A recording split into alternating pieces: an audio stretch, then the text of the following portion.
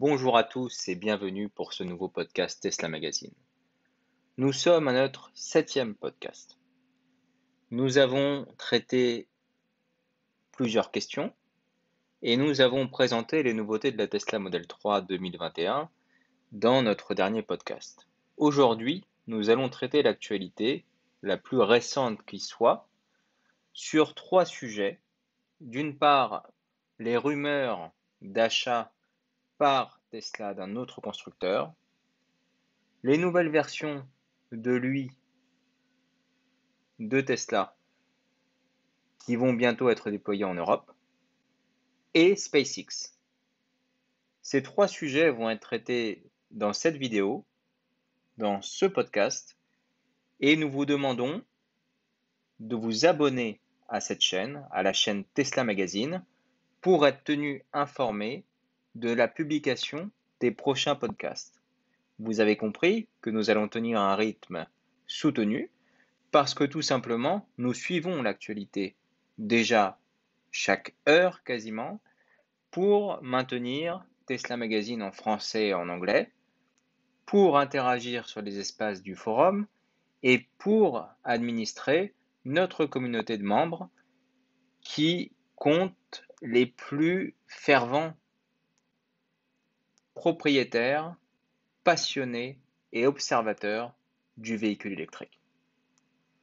Donc je vous invite dans cette vidéo à commenter chaque élément que vous souhaitez. Vous savez que sur YouTube, vous pouvez commenter à la seconde près les éléments qui vous sont présentés et nous débattrons en commentaire sur le forum ou sur le site Tesla Magazine des éléments. Vous aurez bien sûr des ressources dans cette vidéo qui se situeront dans la partie description et qui vous permettront d'être tenu informé et d'approfondir les sujets qui vous seront présentés. Notamment, on vous donnera les liens des principales rubriques de Tesla Magazine où vous pourrez vous inscrire et recevoir les updates. Donc, s'il vous plaît, aujourd'hui, dès maintenant, abonnez-vous à la chaîne Tesla Magazine, cliquez sur le bouton pour recevoir les notifications parce que je vous le dis, les informations qui sont ici ne sont pas ailleurs et nous avons des sources extrêmement fiables pour donner des informations qui sont exclusives. Merci pour votre écoute.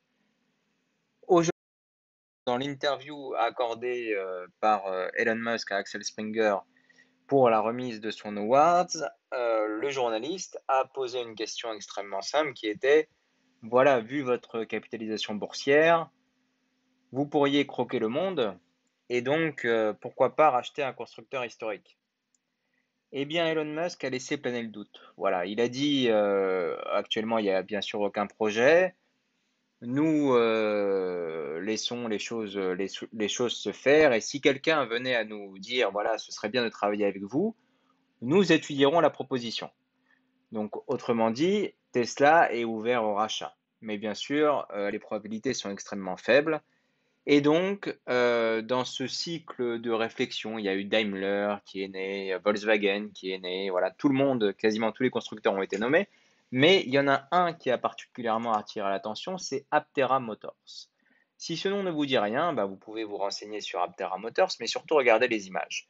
Il s'agit d'un véhicule aérodynamique qui consomme beaucoup moins d'énergie qu'un véhicule qui est ralenti par l'air. Et c'est tout l'argument marketing de Aptera Motors qui apporte beaucoup de nouveautés, on va dire, d'ingénierie dans ce véhicule qui n'a pas des formes communes et qui a sur le toit des panneaux solaires.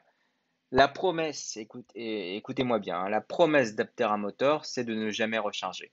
Parce qu'en fait, avec les panneaux solaires, il semblerait que vous pourriez déjà chaque jour récupérer 40 miles, donc un peu plus de 40 km, hein, d'énergie, d'autonomie par jour, ce qui est largement suffisant pour des trajets domicile-travail. Et ce qui fait enfler la rumeur, donc outre cette disruption technologique, c'est la présence à l'image de chargeurs Tesla qui seraient branchés et simplement où il y aurait un sticker qui serait collé mentionnant Aptera Motors, qui laisserait supposer que ce véhicule serait compatible avec le réseau de superchargeurs actuel. Alors, j'emploie le conditionnel sur tout ça parce que c'est une rumeur, oui, mais les chances de réussite sont extrêmement faibles, sachant que d'après nos informations, il y a déjà 2 constructeurs qui ont essayé d'accéder au réseau de superchargeurs Tesla et ils n'y sont pas parvenus parce que Tesla demande un ticket d'entrée, si vous voulez, trop élevé. Donc, ce serait étonnant que Aptera Motors puisse y accéder. Ça sous-entendrait bien évidemment qu'il y ait un rachat ou des rapprochements communs. Pour l'instant, rien n'a été démenti, rien n'a été démontré. Donc c'est au stade de rumeur, comme je vous le dis. Mais en tout cas, pour le port de charge qui est présenté sur cette photo, il s'agit d'un port classique CSS. Donc il n'y a pas vraiment de lieu de penser qu'il y aurait déjà eu des accords, sachant que Tesla est très protecteur sur ces technologies. Voilà, il y a très peu de chance. Mais je vous le présente quand même parce que ce constructeur a le mérite de présenter une disruption sur un marché qui semble dominer, voilà, où l'innovation reste quand même extrêmement dans les mains de Tesla. Maintenant, pour continuer sur les thèmes qui nous animent aujourd'hui, il s'agit du nouvel UI Tesla, donc la nouvelle version logicielle qui présente des graphiques de son véhicule extrêmement précis, des détails qui choquent la communauté internationale, puisque cela va des feux qui sont allumés, bien entendu, du coffre qui s'ouvre, du frunk qui s'ouvre, des portes qui s'ouvrent, des roues qui tournent, écoutez-moi bien, des roues qui tournent, et des fenêtres qui s'ouvrent. Donc vous verrez tout ça en virtuel à l'écran sur cette nouvelle version avec un réalisme qui est saisissant, quasiment du temps réel. C'est comme si vous aviez une recopie vidéo de votre véhicule sur votre écran. Qui fait ça aujourd'hui à part Tesla? Il n'y a pas grand monde. Bah écoutez, voilà, c'est la nouvelle qui va arriver. C'est quelque chose qui affole plus aux États-Unis et c'est néanmoins impressionnant. Vous le voyez à l'image, hein, c'est quelque chose où le souci du détail est extrêmement présent. Voilà.